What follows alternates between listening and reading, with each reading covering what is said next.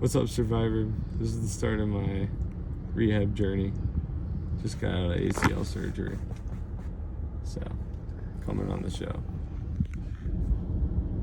That was me 13 months ago preparing for this very moment where I got the opportunity to apply to Survivor and hopefully be the winner of Survivor 51. Playing games and creating games is in my DNA, and I want to be a part of the Survivor experience. From paper football at the bar with my friends to creating an entire reality TV show in my own apartment called Embers and Tides, where I created a 26-page PDF listing out all the rules and advantages and challenges, from a music playlist that brought out emotion during vote outs and different opportunities during the game, to converting these lights in my entire room to red to blue, depending on the shifts of power.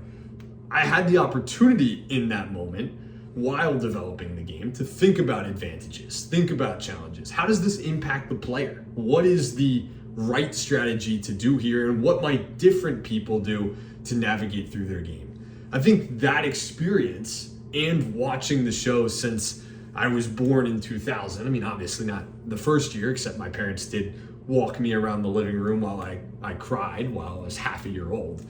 I think all of that has culminated into me being the perfect player and strategist for Survivor. I'm also adaptive. I looked on my LinkedIn just to kind of get a better sense of who am I, and I've worked 11 jobs since I think 2014, where I started as a dishwasher at a hot dog restaurant, to moving to a soccer referee, to doing the Disney college program, to being a consultant in the distribution center world, where I would wake up in Baltimore at 4 a.m., fly across the country, land in Austin, Texas, and go work in a distribution center in negative 10 degrees as I watched forklifts pick up frozen pizzas and put them into trucks and do time studies on that. I've founded an esports Twitch channel at Penn State. I started an opportunity for students to play in tournaments and did casting for that, which was a really cool experience. But through all that, I've got to meet so many different people, whether it's creative people at Campus Rec and how to get a stream package together, or at the dishwashing job, who are the people in the back scenes of a restaurant, from a distribution center in Texas, working with dudes that work from 10 p.m. to 6 a.m. every day, barely see any light of the sun, and work in negative 10 degrees. I've had an amazing opportunity to work around the country with different people and from different walks of life, and I think it would translate really well to Survivor. On top of all that, I'm a competitive person.